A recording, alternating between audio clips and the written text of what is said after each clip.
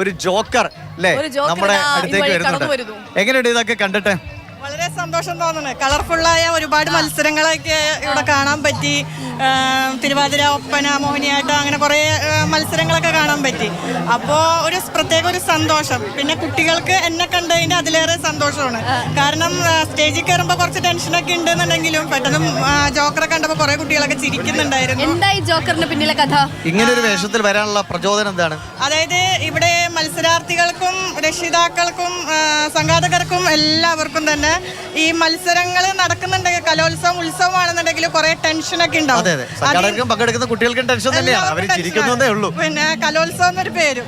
അപ്പോൾ അങ്ങനെ ടെൻഷൻ അടിക്കുന്ന കുട്ടികൾക്ക് എന്നെ കാണുമ്പോൾ ഒന്ന് ചിരിക്കാനെങ്കിലും പറ്റുന്നുണ്ട്. കുറച്ച് ഒരു സെക്കൻഡെങ്കിലും റിലാക്സ് ആവാൻ പറ്റുന്നുണ്ടെങ്കിൽ. ശരിക്കും പേരെന്താണ്?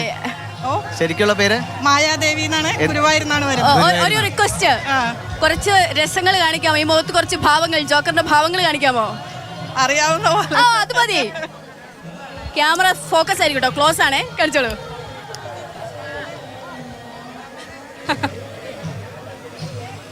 എന്തെങ്കിലും ഐറ്റം ഉണ്ടോ കയ്യില്? പാട്ടോ?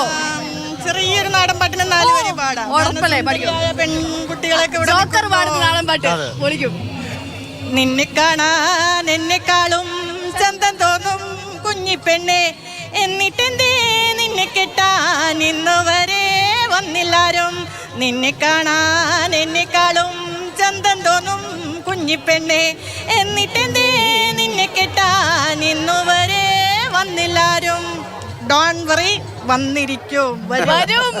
ഏതായാലും ഈ മനസ്സ് നമ്മളിപ്പോ പറഞ്ഞ വളരെ പ്രധാനപ്പെട്ട കാര്യങ്ങളാണ്. കലോത്സവമാണ്, ഉത്സവമാണ്, ആഘോഷമാണെന്നൊക്കെ നമ്മൾ ഇവിടുന്ന് പറയുന്നെങ്കിലും ഇവിടെ പങ്കെടുക്കുന്ന കുട്ടികൾ, അച്ഛനമ്മമാർ, ടീച്ചർമാർ, ഇതിന്റെ സംഘാടകരൊക്കെ സത്യത്തിൽ ടെൻഷനിലൂടെ കിടക്കണം. ഇവർക്ക് 8-ാം തീയതി കഴിഞ്ഞാലേ ശരിക്കും ശ്വാസം വീഴും എന്നുള്ള യാഥാർത്ഥ്യമാണ്. അപ്പോൾ ആ ടെൻഷൻ കുറയ്ക്കാനാണ് ഇവര് നമ്മുടെ ഇടയിലുള്ള ആളുകളാണെന്നുള്ളത് വലിയ സന്തോഷം. ഒരുപാട് സന്തോഷം. ഒരുപാട്